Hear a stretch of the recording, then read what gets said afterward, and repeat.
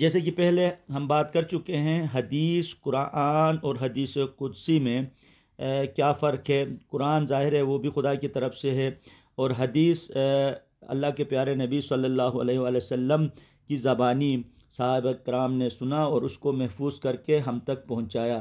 آج ظاہر ہے یہ بات بھی ہو چکی ہے، حدیث کے جو دو حصے ہیں، پہلا حصہ ظاہر ہے راویان حدیث، یعنی اس دور سے لے کے جو حدیث کوٹ کر رہا ہے اس عرصے میں جتنے بھی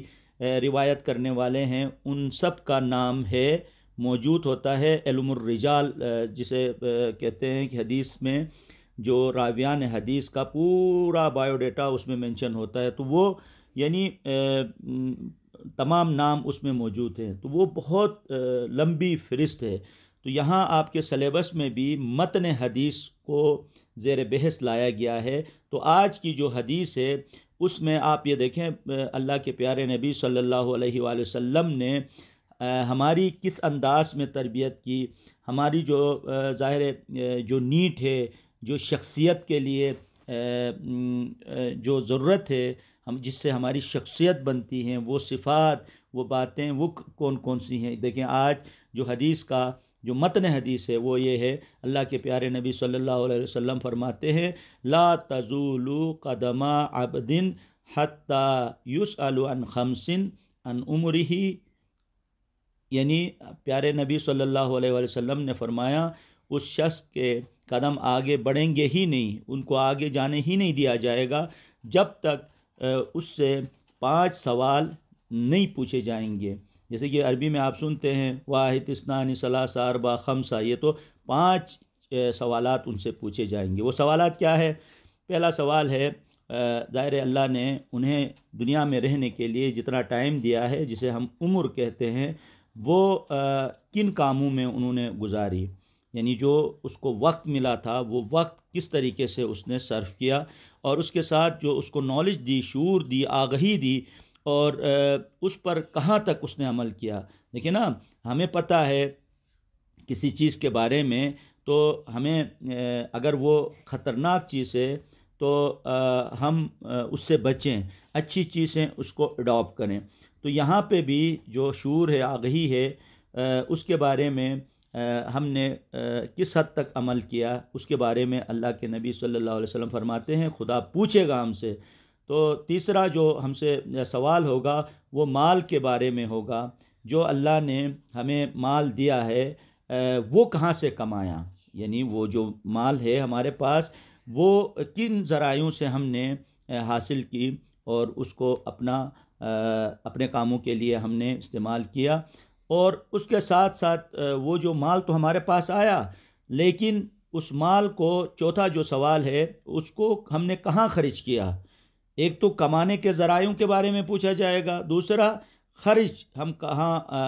اس مال کو ہم نے کہاں خرچ کیا، اس کے بارے میں ہم سے پوچھا جائے گا۔ پانچواں سوال جو ہے ہمارے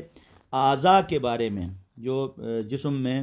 ہمارے اعضاء ہیں، ہاتھ ہے، کان ہے، ناک ہے، اس طرح ان چیزوں کے بارے میں پوچھا جائے گا کہ آپ نے ان اپنے جسم کو کن کاموں میں آپ نے بوسیدہ کیا۔ قیامت کے دن ظاہر انسان اس دنیا سے چلا جاتا ہے، اس کو جو وقت ملا ہے اس وقت سے نہ وہ آگے بڑھ سکتا ہے، نہ ایک لمحہ پیچھے ہٹ سکتا ہے۔ جو اس کے لیے وقت مقرر ہے اس وقت میں انہیں اس دنیا سے جانا ہے۔ اب آپ یہ دیکھیں اس حدیث میں ہمیں اس چیز کی طرف ہمیں متوجہ کیا گیا ہے کہ آپ کے پاس جو کچھ ذرائع ہیں اس کا استعمال کیا ہے۔ آپ کے پاس چاہے وہ مال کی صورت میں ہو، چاہے وہ آپ کے جسم کی صحت کی صورت میں ہو، تو اس کا استعمال آپ نے کس انداز میں کیا ہے۔ اگر وہ اس سے آپ مطمئن ہیں تو آپ کی عاقبت بہتر ہوگی۔ ظاہر ہے یہ جو سلسلہ حدیث کا جو تیسرا حصہ ہے اس میں اللہ کے پیارے نبی صلی اللہ علیہ وآلہ وسلم نے ہمیں سمجھایا۔ اب آپ یہ دیکھیں کہ اس میں جو وقت ہے وہ وقت ایک ظاہری اعتبار سے ہے، جیسے کہ ہم پہلا دن گزارتے ہیں، دوسرا دن گزارتے ہیں، مہینہ گزارتے ہیں، سال گزارتے ہیں۔ اب دوسرا علمی اعتبار سے ان دنوں میں ہم نے کیا کمایا، اب تک جو ہم نے بات کی، جو سلسلہ حدیث کا جو تیسرا حصہ تھا، اس میں ہم نے یہ سمجھا کہ اللہ کے پیارے نبی صلی اللہ علیہ وسلم نے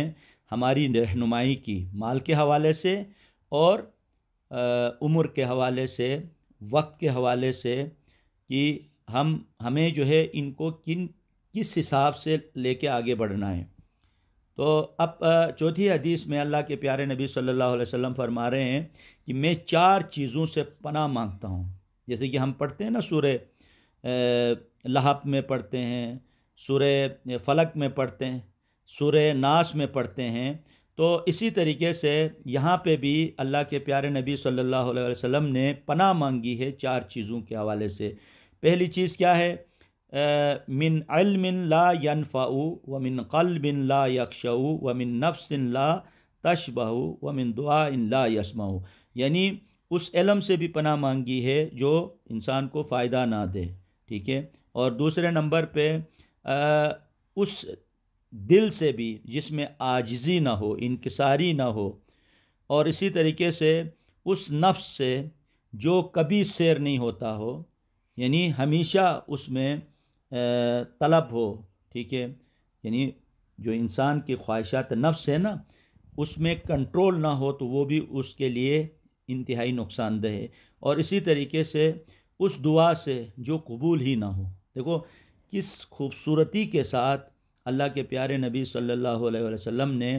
ہماری تربیت کی ہے، جیسے کہ سورہ بقرہ میں ہم پڑھ چکے ہیں، یعنی دعا کے حوالے سے، اور اس میں ہم نے بات بھی کی تھی، ہم جو دعا مانگتے ہیں خدا سے وہ کیا ہو، وہ دعائیں کیا ہیں ہماری، اس کی طرف ہمارا دھیان جانا چاہیے۔ خدا کے سامنے ایسی دعا نہ کریں جو رد ہو جائے، ٹھیک ہے نہیں؟ تو اب ظاہر ہے انسان جو ہے خدا کے سامنے حاضر ہو، دعا مانگے، تو وہ مومن ہی کیا اس کی دعا قبول نہ ہو۔ تو اس حدیث میں اللہ کے پیارے نبی صلی اللہ علیہ وسلم نے ہمیں سمجھایا، اور سلسلہ حدیث کا 5واں جو حصہ ہے، اللہ کے پیارے نبی صلی اللہ علیہ وسلم فرماتے ہیں کہ جنہیں من ملک زادن وراحلتن تبلغہ الی بیت اللہ، اچھا، جس کے پاس اتنا سرمایہ ہو، مال ہو، کہ وہ بیت اللہ کی حج کرے، زیارت کرے، اور ولم یحج، اور وہ حج نہ کرے، اس کے پاس اتنا سرمایہ ہے پھر بھی وہ حج نہ کرے، تو اس کے لیے فرمایا ہے کہ اس کی موت ان یموت یہودیا او نصرانیا، وہ مسلمانوں کی موت نہیں مرتا ہے بلکہ یہودی کی موت مرتا ہے یا عیسائی کی موت مرتا ہے۔ اور کیوں؟ ساتھ میں ریفرنس دے رہے ہیں اللہ کے پیارے نبی صلی اللہ علیہ وسلم، وذالک ان اللہ تبارک و تعالی، اللہ تعالیٰ کیا فرماتے ہیں؟ وَلِلَّهِ عَلَى النَّاسِ حِجُّ الْبَيْتِ مَنِ اسْتَطَاعَ إِلَيْهِ سَبِيلًا، جو یعنی اللہ کے پیارے نبی صلی اللہ علیہ وسلم کیا فرماتے ہیں؟ اللہ فرماتے ہیں کہ لوگوں پر فرض ہے، واجب ہے کہ وہ بیت اللہ کی زیارت کریں، حج کریں، جو اس راہ میں استطاعت رکھتا ہے۔ ایسا نہیں ہے سب پہ، بلکہ جو استطاعت رکھتا ہے، قدرت رکھتا ہے، آنے جانے کے تمام اخراجات اٹھا سکتا ہے، اور اپنے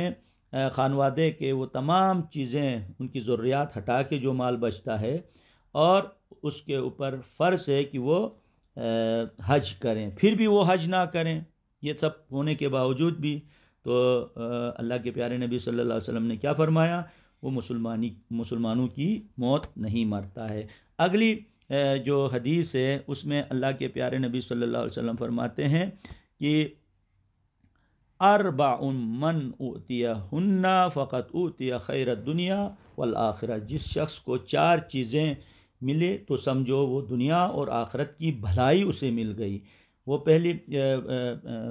پہلی چیز کیا ہے؟ قلباً شاکراً، یعنی شکر کرنے والا دل، اور اسی طریقے سے ذکر کرنے والی زبان، اور بلا مصیبت پریشانیوں میں صبر کرنے والا بدن، جسم، ٹھیک ہے، وزوجۃ لا تبغیہ حوبا فی نفسہا ومالہ، ایسا زوج، دیکھو یہاں پہ اللہ کے پیارے نبی صلی اللہ علیہ وسلم نے زوج کا مطلب ہے پارٹنر، وہ جس کا ادب و احترام آپ پہ فرض ہے اور آپ کا ان پہ فرض ہے۔ زوج یعنی جس طریقے سے گاڑی کے اندر 2 پہیے ہیں، سیم اسی طریقے سے نظام زندگی کو چلانے کے لیے 2 پہیے ہیں، جو میاں اور بیوی کی شکل میں. اور وہ بیوی جو ہے ایسی جو اس کو مال کے حوالے سے، نفس کے حوالے سے، یعنی برائی کی طرف لے کے نہ جائے. تو سمجھو اس طرح جو اس کے پاس پارٹنر ہو، یا یہ جو ذکر کرنے والی زبان